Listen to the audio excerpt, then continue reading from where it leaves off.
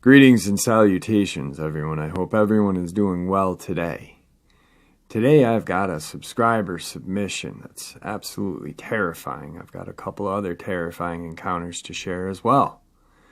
I'd like to thank everybody for their prayers. Today I woke up with at least 70% of the pain in my leg gone. The swelling is still there. I'm not really sure how long that's going to take. I'm just going to still take the antibiotics. But yeah, I feel so much better today. I woke up and I was like, wow. Also, I submitted the produced copy of Dogman Frightening Encounters, written by Tom Lyons, narrated by Jeffrey Nadolny, to Audible today for their approval. The second that comes back, I will let everyone know where they can get a copy of that. That link will more than likely be in the description below, but probably not for another couple weeks. Anyway, on to the links. As you know, I rely on my Patreon, my PayPal, and my merch to help this channel to continue to grow and go. All of those links are in the description below. I also have a second channel for creepypasta, fanfiction, and scary voice acting. Stories that, well, they really don't fit on this channel. Now, if that's anything that you're into, follow that link and give those stories a listen. You may just like what you hear. Now, I've taken enough of your time, guys. Let's get on with today's upload. Shall we? Today's first encounter is a subscriber submission. Hello, Jeff. I enjoy your show. None of my experiences were as traumatizing as most of the stories on your show, but I've definitely had 2 experiences and a handful of others seemingly related.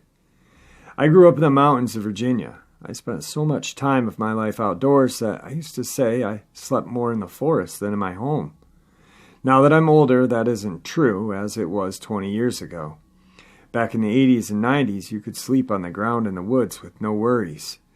I used to camp with only a hammock and a tarp to keep the rain off.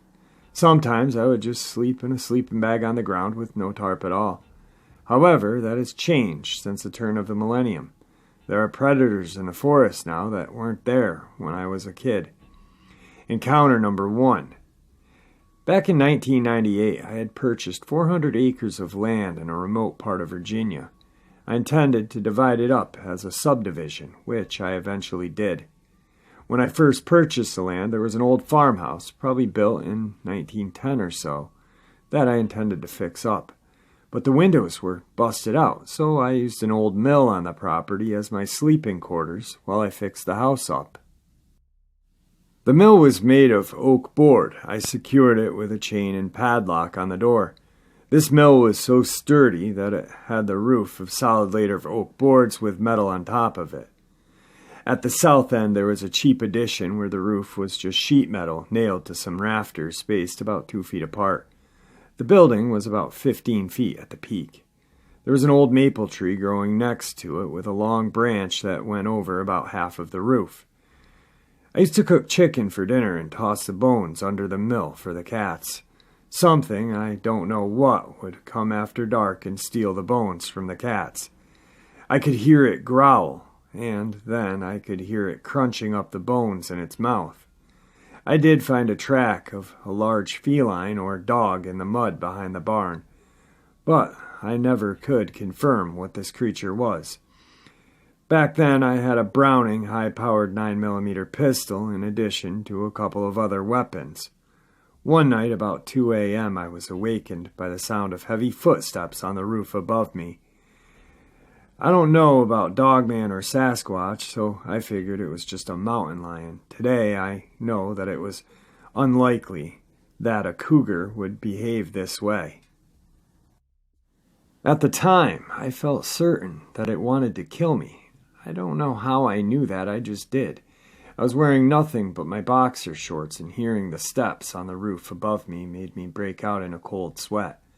I got up as silently as possible and grabbed my pistol, but I was still barefoot in my boxers. I was being stalked but I was stalking the stalker quietly underneath it as it walked on my roof. I heard the thing walking southward, so I walked underneath it, barefoot and silent, until it went to the top of the extension, the section with a thin layer of metal and no boards. I heard it jump down to the ground, and then after a few seconds it jumped back up to the roof peak, which is 15 feet high. At that point I concluded it must have been a lion or something to be able to jump that high. I felt very strongly that whatever it was wanted to eat me. I was standing directly underneath it. I waited to hear the footsteps, and when I did, I unloaded 10 out of 12 rounds of my magazine straight through the thin metal roof above me. I think I scored a direct hit, if not 5 or 6 direct hits. Whatever it was fell on the roof with a loud crash. Then I heard a sound like fingernails on a chalkboard as it slid off the roof. Eek! There was a thump as it hit the ground just outside of the door. I was tempted to open the door and finish it off, but I thought better of it. I waited till daylight. In the morning, there was nothing there. That was encounter 1. Today, I do believe it was not a lion, but I never saw the beast, so I don't know for certain what it was. Encounter number 2. In the years since, I have lived a few different places with lots of forest nearby. While walking around in the woods, I have twice seen a large tree spontaneously fall over near me on a windless day. One of them was a pine tree that was 24 inches thick at the base with no rot. I suspect that was a Sasquatch warning me away. I moved to a different part of the mountains of Virginia, and I rented a house on 500 acres of land that was separated from the road by a river on one side and a mountain on the back side. To get to my house, I had to either drive 100 yards through the river or walk over a swing bridge. I loved it. My neighbors there kept seeing what they would call a black panther. He would pronounce it painther. One time I was hauling a load of firewood. I had cut on the property to help a family that needed it. I crossed the river and pulled up on the road. As I got to the place on the road opposite my house, there was a woman standing on the side of the road looking at my house with binoculars. I thought for sure she was the feds. I pulled over and walked up to her and asked what she was doing. She said that she saw what she thought was a bear walking across the field, but then it jumped over the fence and went into the backyard of that house, which was my house. She concluded it was a panther instead of a bear. I've heard tree knocks out of my yard at night, and once there was some vocalization on the ridgeline opposite my house. I tried intimidating and calling back. It kept vocalizing for about 20 minutes. Once my friend and I went on a canoe camping trip on the same river. We found a cave high up on a cliff face overlooking the river. We checked it out and found old carvings inside of it, including one that was Greek. We ended up camping in the woods just opposite the river from that cave. I slept in a hammock, unfortunately. I snore when I sleep, and pretty loudly. My friend was kept awake by it all night. He said that at some point in the night something that he assumed was a bear came near to me and was growling at me as I snored. But I never even woke up. Yeah, my snoring is so annoying, even the Dogman complains about it. 22 years later, after the first encounter, I live in a house in the forest in the middle of Tennessee, not far from the LBL, Dogman Central. Periodically, I hear loud thumps on the roof at night. It reminds me of that night in the mill back in the days. I've even put trail cams up there on the chimney, but I didn't find any evidence yet. One night, the thumps on the roof woke me up at 3 a.m, so I went out on the front porch to listen. The porch is covered by a roof, so it wasn't like being entirely outside. I heard it moving twice, but I couldn't see it. The second time I heard it move toward me, it started sniffing me loudly, like a dog. About that time, a weird effect came over me. It was like there was static in my brain, kind of like an old TV tuned to a non-station. I wasn't scared, but I decided that would be a prudent time to go back inside, so I did. I can't prove that Dogman or Sasquatch exists, but there is something out there, and it enjoys messing with people at night. That I do know. Ken from Virginia. Today's second encounter. Now, this account is not mine, but was told to me by a Marine doing combat tours in Afghanistan. For the sake of his own job and security clearance, he asked me not to give out any names and never mention what region they were operating in. From my understanding, the individuals who were with him during the encounter were a task force operating under orders from the CIA. Beyond that, I was told next to nothing. I will refer to him as Sarge, if only to have a name. Anyway, here's his story. During a patrol checking on some local farmers, Sarge's unit was made aware of a deadly being living in a cave system near their farms. When pushed for more information, the locals were only willing to say that this being was stealing from their farms and had killed a few people who had made the mistake of trying to protect their livelihood from it. Convinced the locals were being harassed by a group of Taliban fighters, half of Sarge's unit was sent out to investigate and either arrest or kill any hostile force in the area. So with a few Humvees armed with Ma Deuces, they went out to the cave where the mysterious being supposedly lived. Upon arrival, they noticed nothing of interest. There were signs that something was living in the cave, and the soldiers found animal bones scattered around the entry. Not wanting to risk his entire unit fighting in the cave that the enemy would have known very well, Sarge sent two of his fastest Marines to investigate.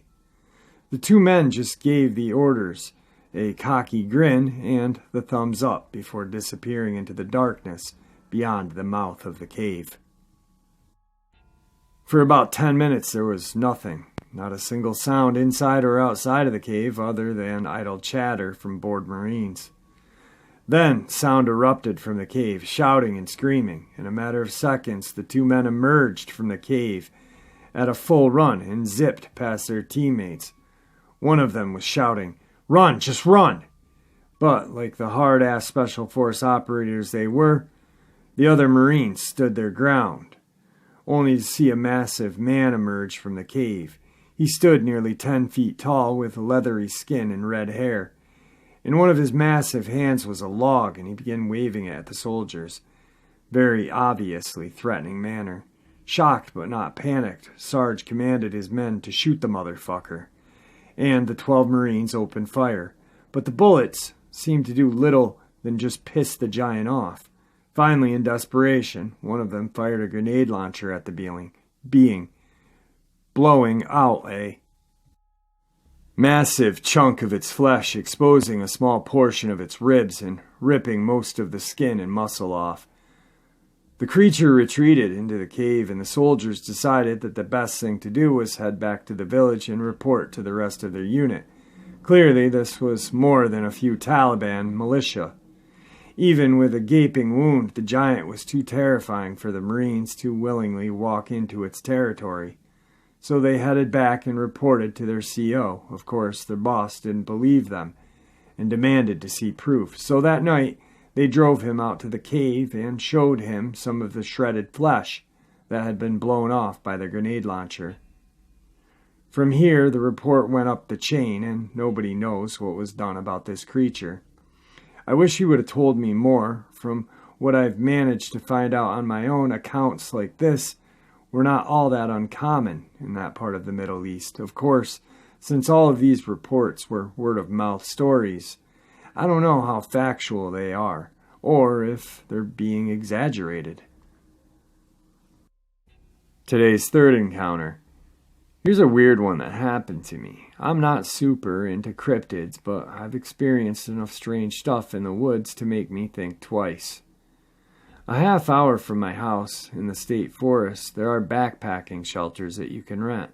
It's like a single group campsite with a crude cabin, no door, a fire ring, a single pit toilet outhouse. They are in the middle of nowhere, several miles apart. Not like a campground at all, very secluded. There are 5 sites on a 32-mile trail. About 15 to 20 years ago, my parents' friends were staying out partying for a few days. My mom, dad, dog, and I hiked out there for a day trip visit. I was a kid, maybe 12 or so. I was hiking the trails around the campsite with my dog. I heard a very distinct cry for help, a single "help me," loud, plain as day. It echoed off the hill. It was real. It was a soft tone, higher-pitched voice, either a woman or an older child. I didn't hesitate. I started running towards the voice with my dog. Bad idea. Should have grabbed an adult. We were cresting the hill, and this voice was so loud that I anticipated seeing a person in need of help as soon as we got over the top of the hill and looked down. My dog was starting to act weird as we frantically searched for almost half an hour and came up empty. Nothing. Nobody was out there. She seemed reluctant to continue further, and we turned around. This was a large border collie husky mix. She was really intelligent and protective of me as a child. She started to lag behind me rather than lead on the leash. I was starting to have to coax her forward a little by tugging on her lead. I told my parents and the other adults at camp, and they kind of just laughed it off. I was distraught for the rest of the day. I will add that the adults were a better part of a mile away, and this noise was coming from the opposite direction of the camp. Fast forward a couple decades later to last year, I'm solo backpacking, which I do a lot.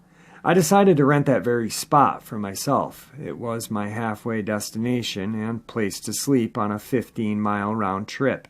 Things were going good. I made camp, fired up a single-burner stove. It was dark, almost time for bed. I was enjoying my delicious sodium-laden ramen noodles. All of a sudden, this uneasy feeling abruptly came over me. A feeling I've never really had before and can't fully describe. My body tensed up. I got cold. My hair stood up on the back of my neck. Right then and there, I suddenly needed to leave. I don't know why, I just had to. I didn't have time to properly pack. I half-assed started stuffing my gear back into my pack. Then my LED headlamp, with relatively fresh, so I thought batteries, died. There's absolutely no moon. It's dark, very dark. I pulled a tiny 50-lumen Streamlight-style pen light from my pocket and finished packing.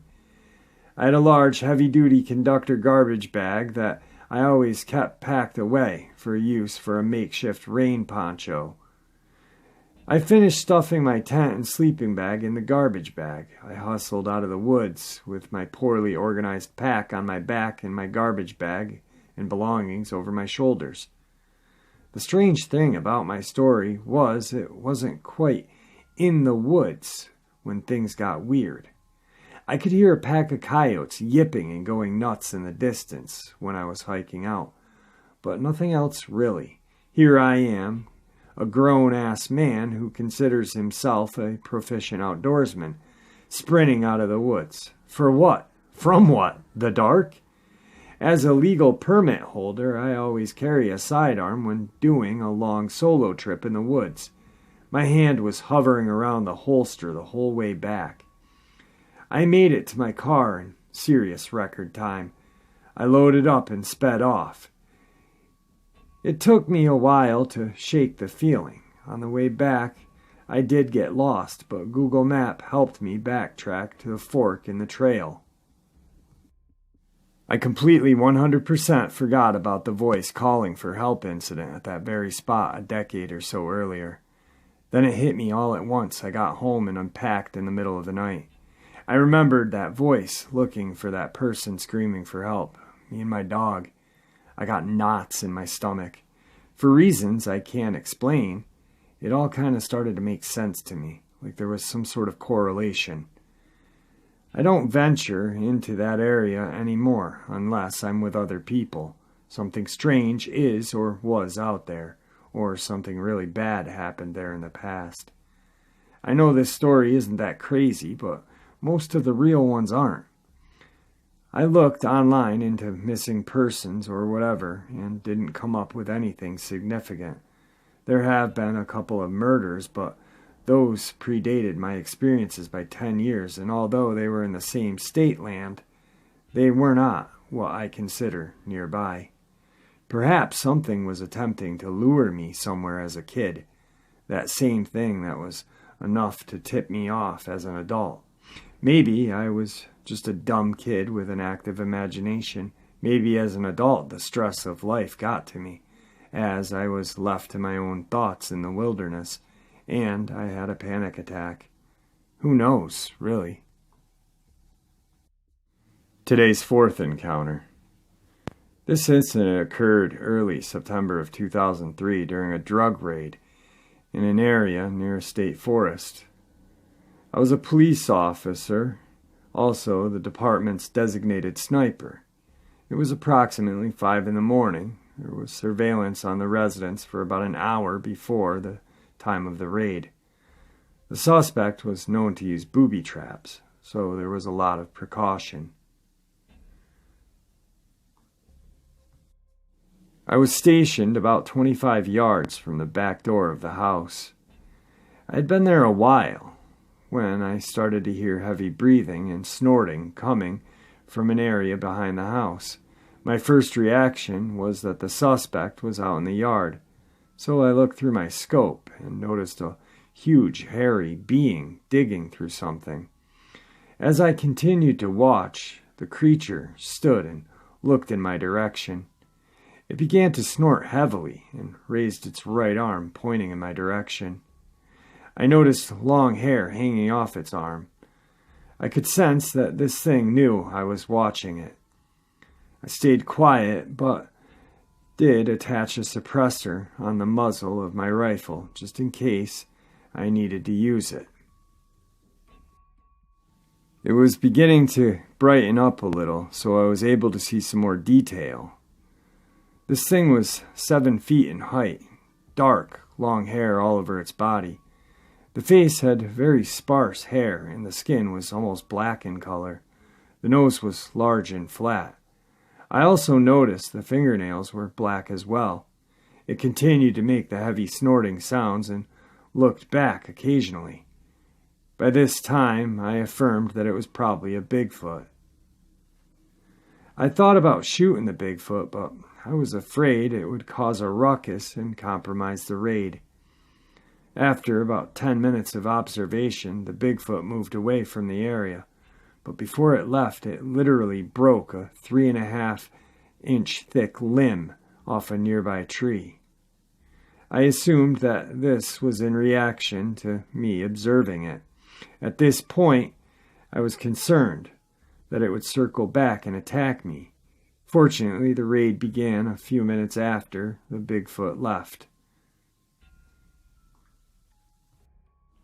After the raid, I went to check what it was digging through, and it was a pile of garbage. I also got to check out that stick that it broke.